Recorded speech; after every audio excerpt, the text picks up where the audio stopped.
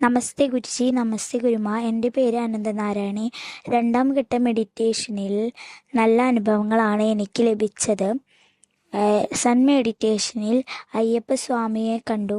അയ്യപ്പസ്വാമി എന്നെ അനുഗ്രഹിച്ചു. അപ്പോൾ എനിക്ക് വളരെയധികം സന്തോഷമായി.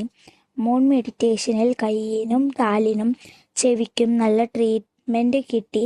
വേദന മാറി. പിന്നീട് ഒരു ദിവസം ഗുരുജിയെ കണ്ടു. ഗുരുജി എന്നെ അനുഗ്രഹിച്ചു. സ്റ്റാർ മെഡിറ്റേഷനിൽ ഓം എന്ന ശബ്ദം കാതിൽ മുഴങ്ങി കേട്ടു. പിന്നീട് ഒരു ദിവസം ഒരു പച്ച നിറം കണ്ടു.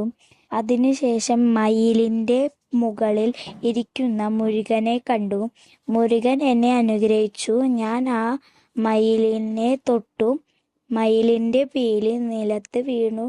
ഞാൻ അത് എടുക്കാൻ ചെന്നപ്പോൾ അത് ശ്രീകൃഷ്ണനായി മാറി. പിന്നീട് ഒരു ദിവസം സൺ മെഡിറ്റേഷനിൽ ഒരു വെള്ള നിറം കണ്ടു. പെട്ടെന്ന് ശ്രീനാരായണ ഗുരുദേവൻ പ്രത്യക്ഷപ്പെട്ടു.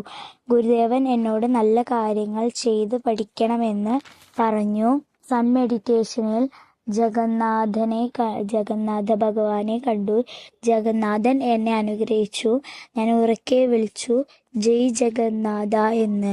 സൺ മെഡിറ്റേഷനിൽ മഹാവിഷ്ണുവിനെ കണ്ടു. മഹാവിഷ്ണു എന്നെ അനുഗ്രഹിച്ചു. പിന്നീട് ഒരു ദിവസം സരസ്വതി ദേവിയെ കണ്ടു. സരസ്വതി ദേവി എന്നെ അനുഗ്രഹിച്ചു. സമയം പെട്ടെന്ന് കടന്നുപോയതുപോലെ അനുഭവപ്പെട്ടു. പിന്നീട് ഒരു ദിവസം ശിവഭഗവാനെയും പാർവതി ദേവിയെയും കണ്ടു. സൺ മെഡിറ്റേഷനിൽ ആദ്യം ഒരു പച്ച നിറം കണ്ടു.